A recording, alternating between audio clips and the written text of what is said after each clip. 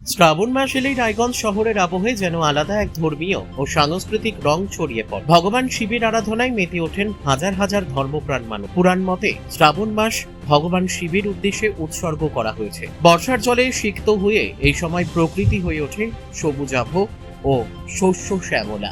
মহাদেবের আরেক নাম পশুপতি, তাই প্রকৃতি ও জীবজগতের সঙ্গে তার গভীর সম্পর্কের কথাও উল্লেখ রয়েছে পুরাণে। এই কারণেই শ্রাবণ মাসে সবুজ রঙকে বিশেষ গুরুত্ব দেওয়া হয়। সবুজ রং বিশুদ্ধতা, সতেজতা, পবিত্রতা এবং ইতিবাচক শক্তির প্রতীক বলে মনে করা হয়। বিবাহিত মহিলারা স্বামী ও পরিবারের মঙ্গল কামনায়, এই অবিবাহিত তরুণীরা শিবের মতো আদর্শ জীবন সঙ্গী লাভের আশায় হাতে সবুজ গাছের চুড়ি পরিধান করেন। অনেকের বিশ্বাস সবুজ চুড়ি স্বামীর দীর্ঘায়ু ও দাম্পত্য সম্পর্কের সৌহার্দ্য বৃদ্ধির প্রতীক। এই ধর্মীয় বিশ্বাস ও ঐতিহ্যের প্রভাব স্পষ্টভাবে দেখা যাচ্ছে রায়গঞ্জ শহরের বাজার এলাকাগুলিতে। শহরের বিভিন্ন স্টেশনারি ও মণিহারি দোকানে এখন সবুজ গাছের চুড়ির চাহিদা বেড়েছে। শুধু বিবাহিত মহিলারাই নন, অবিবাহিত তরুণী এবং ছোট ছোট শিশুরাও উৎসাহের সঙ্গে সবুজ চুড়ি কিনছেন।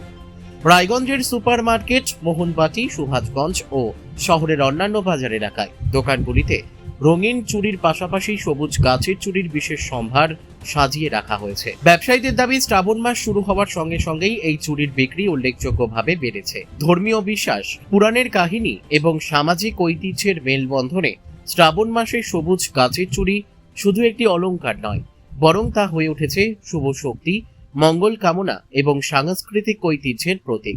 আর সেই ঐতিহ্যের রঙেই আজ সেজে উঠেছে রায়গঞ্জের বাজার ও মানুষের মন।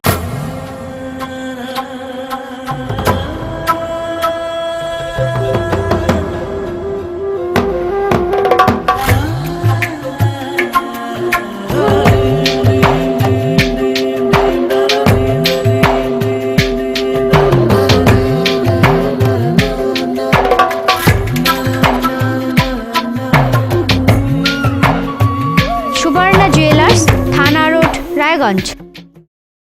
রায়গঞ্জ থেকে রামকৃষ্ণ দাসের রিপোর্ট, পুলিশ নিউজ।